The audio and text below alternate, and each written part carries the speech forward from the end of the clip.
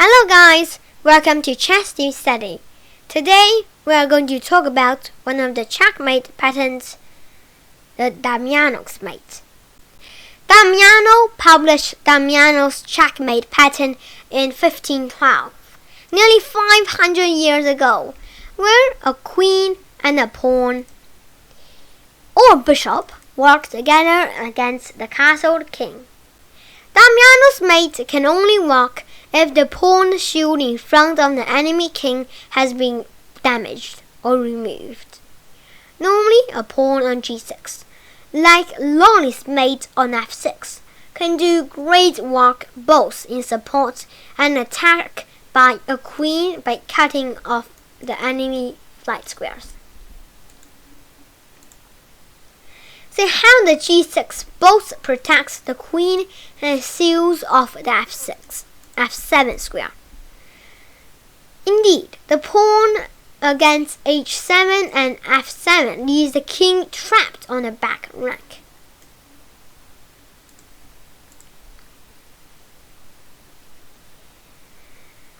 The role of the pawn in this checkmate pattern can also be performed by a bishop. Remember, Damiano's mate can only work if the pawn shield in front of the enemy king has been removed or ruined.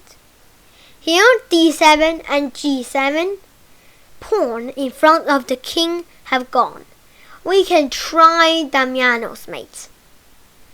White wants to get his queen to g7 to mate. But the black knight blocks the way. White is willing to sacrifice the rook to clear the way of his queen. Rook h8, knight takes h8 is forced.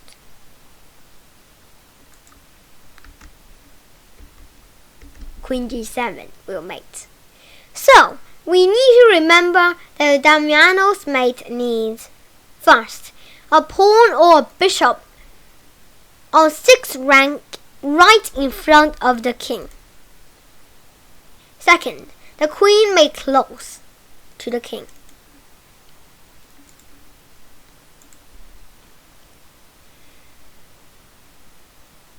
This is a typical pattern for Damiano's mate. If black to move, then black wins. Now is white to move. Every white move must come with a check, otherwise he'll be mated.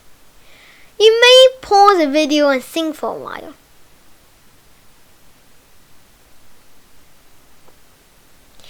Alright, hopefully I see it. As we can see, the white pieces has a pawn on g6 and the pawn shield in front of the black king is damaged or removed. Matching the first condition of Damiano's mate. Second one is to put a queen on h7 mate. Can we do that? Yes, we can set 2 rooks to get here. Rook h1, king g8, rook to h8, and then king takes h8. Notice the back and forth movement of the black king. The position is a great study in use of flush checks to firmly and repeatedly force a king into h8 until it finally can be mated there. It is also a classic illustration of how heavy pieces on the first rank can join in a mating attack on h5. The principle has many applications, so let us call it as Damiano's Q. A line of pieces on a rank that can be bought over the same file.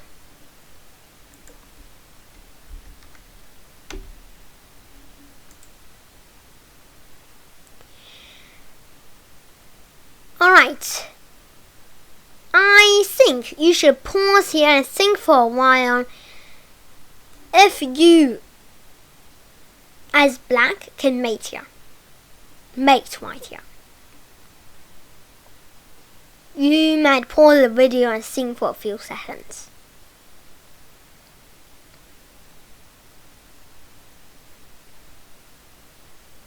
Alright, hopefully I've seen it. As you can see, the white king looks peaceful because the H file is safe because of the 2 pawns here.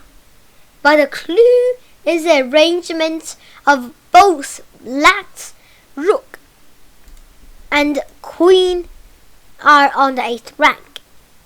Damiano's coup. Observe the knight fork on g3. This makes white to reply with h takes knight on g3 and black recaptures on g3. That exchange not only leaves the h file open, but also discovers check and leaves the black pawn to support mate on the h file for the queen. If now he played king g1, well, we can just take the queen, but at least he did not get into the forced checkmate. But he played hg, we go hg, he played king g1. Now we're already very familiar to this, the Damiano's coup. So rook h1, king takes h1, rook h8, rook to h1, king takes h1, queen h8, king g1 and queen h2. If you understand the principle behind Damiano's mate, this position is long but easy. Once you saw how the h file can be opened, the knight move used to clear the 2 pawns away is useful and worth a close look.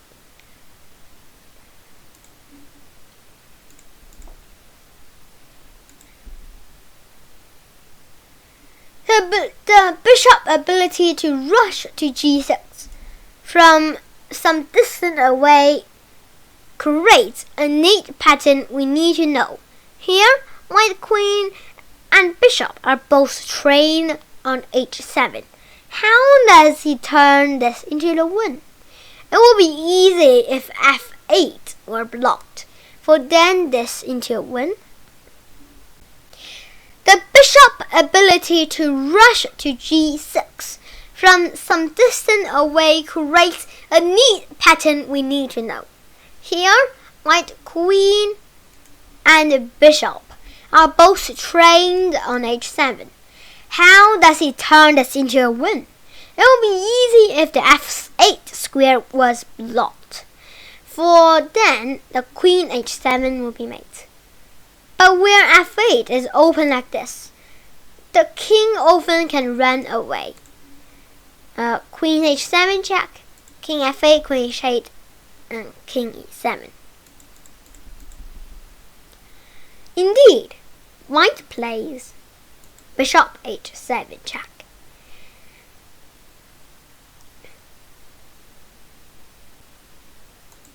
King h8. The king's only legal move is back to h8. And now white plays bishop g6. Queen h7 check. First, this looks like odd. White has advanced his bishop and then retreated it. And black also moves king back and forth.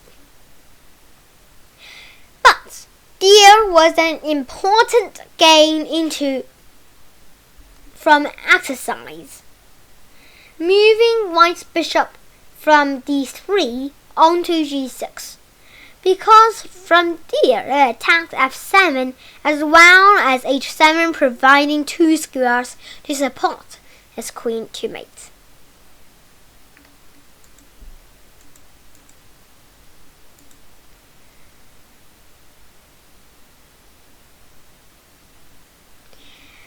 Pause.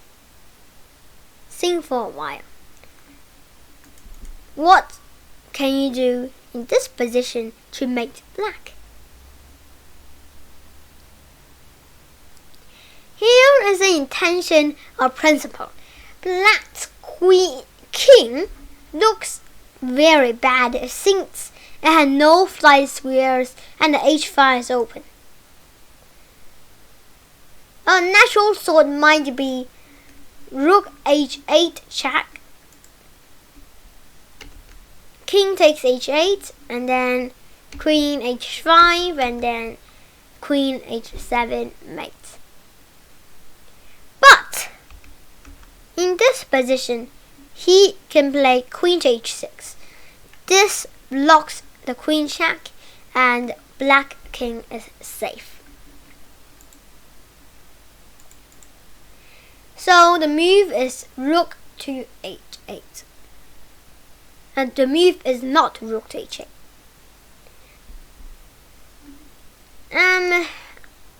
If you find it, you know if it is the move bishop h7 check. Good move. If king to h8, then bishop g6 check. Why is the bishop stronger at g6 than it was on d3? Because now I blocked the path to h6 of the black's queen, which no longer can go to g6 to h6 to stop the mate. Rook h8, king g8, queen h1. He can play queen h4 to block, but that will mate as well. Alright, thanks for watching Chess Study. Hope you have liked it. See you next time, and don't forget to subscribe Chess Study. Bye.